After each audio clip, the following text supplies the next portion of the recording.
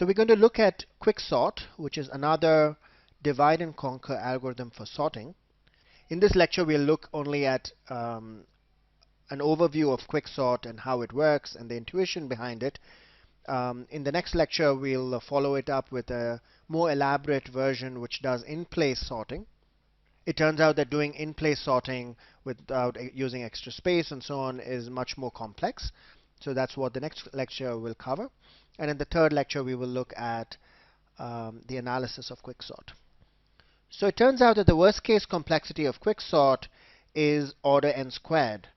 So it's in fact worse than in the worst case, worse than algorithms like merge sort that work in order n log n time. But it turns out that in the average case, QuickSort performs pretty well. It actually achieves order n log n complexity. And in fact, there's a randomized version of QuickSort that also works in order n log n expected time complexity. And in this, we assume that your algorithm has access to random bits, and then it can work well. But most importantly, it turns out that in practice, QuickSort works very well. It actually competes well with algorithms that have worst case complexity order n log n. The main difference between QuickSort and merge sort is the way the sorting problem is divided and conquered. Let's look at an example. 5, 3, 9, 2, 1, 7, 4, 8 is a list of numbers. If you look at merge sort, what it does is it first divides it into two halves, 5, 3, 9, 2, and 1, 7, 4, 8. And then it calls itself recursively to sort these two lists. And then it merges them, these sorted lists, into one longer sorted list. And we saw this algorithm merging to produce the longer list 1, 2, 3, 4, 5, 7, 8, 9. Right? So merge sort does this sorting by dividing the first list into two equal halves, and this division is actually a very simple operation, right? It just splits it into two parts. And the merging is more complex operation that it can be done in order n time, but it's a little more complex. Since it divides the list into two equal or roughly equal halves, merge sort achieves a worst case complexity of order n log n. So now let's look at QuickSort on the same example.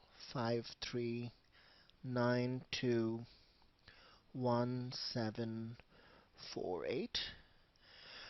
So in QuickSort, what you do is you first pick an arbitrary element called the pivot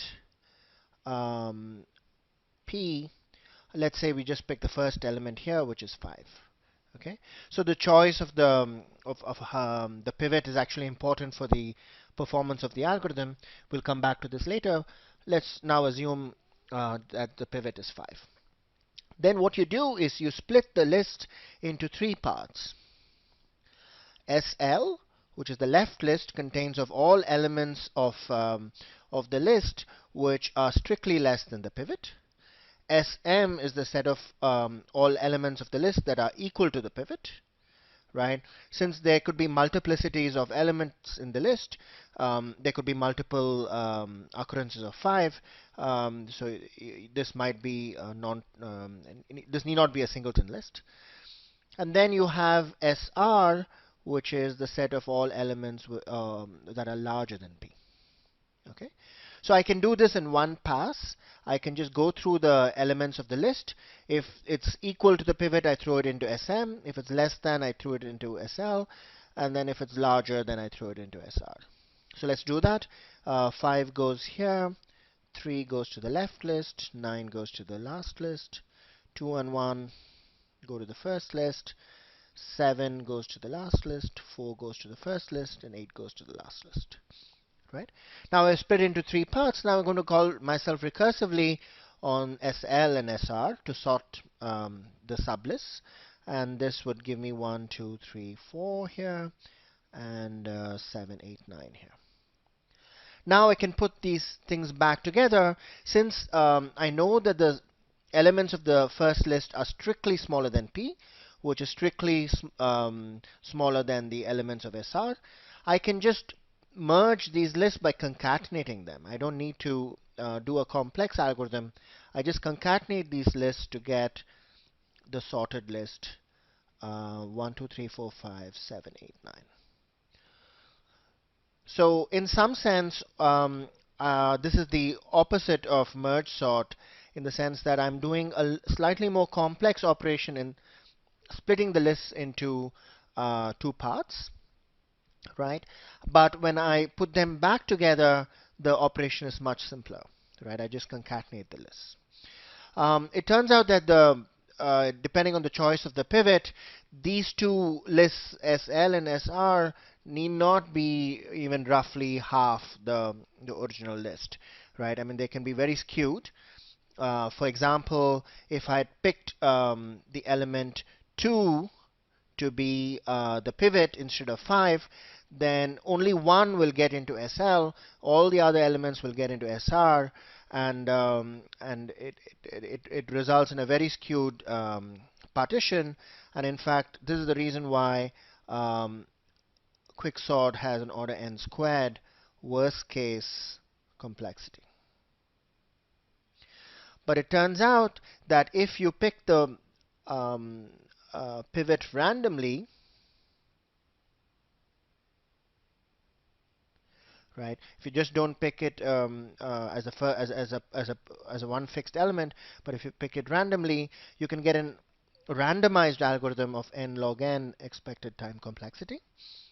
And in fact, even if you pick the pivot, deterministically, it turns out that the average case for QuickSort is order n log n.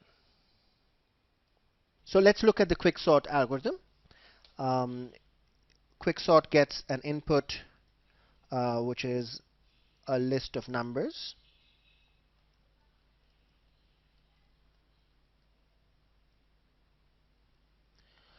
And what it does is first picks an element, an arbitrary element,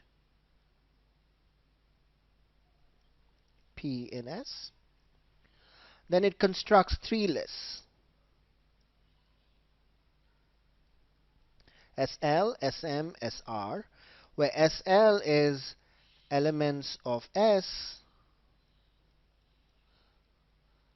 that are strictly less than P.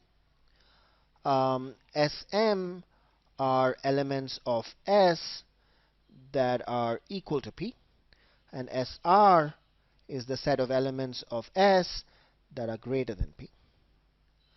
And then it calls itself recursively to sort the lists SL and SR,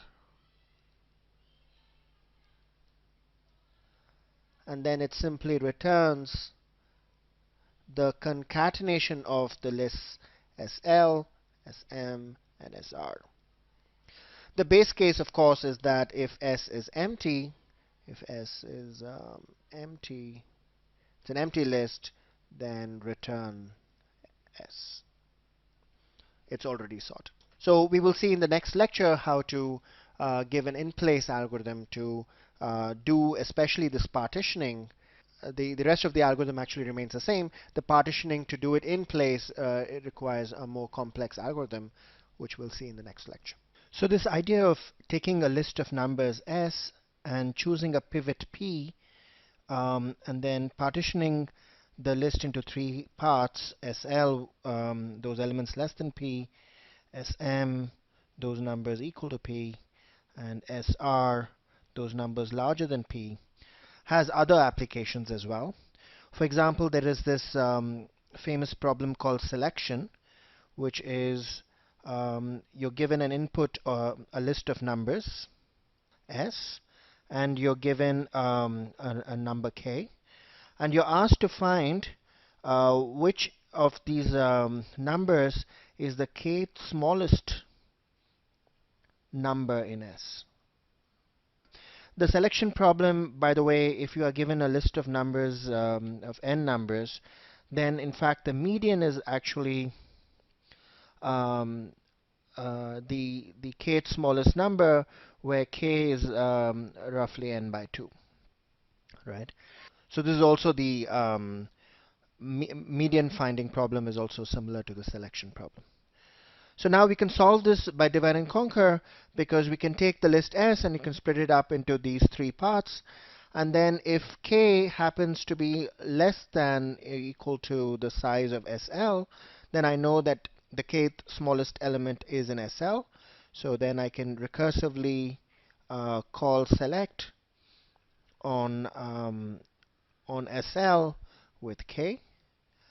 Otherwise, if k is less than equal to SL plus SM, then I know that k is in SM. So in fact, then I know that the kth smallest um, element is the pivot P, because all the numbers in SM are equal to P.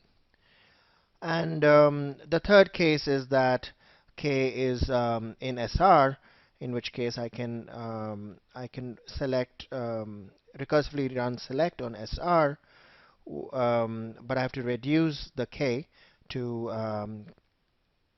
by SL and SM. So if you follow this algorithm, it turns out that it has an average case linear time complexity, right? And in fact, using this similar ideas, you can improve on this algorithm to build a deterministic algorithm for selection that runs in linear time. So this part of the selection problem is not part of your syllabus, but I just wanted to tell you that this way of splitting according to a pivot has applications other than sorting.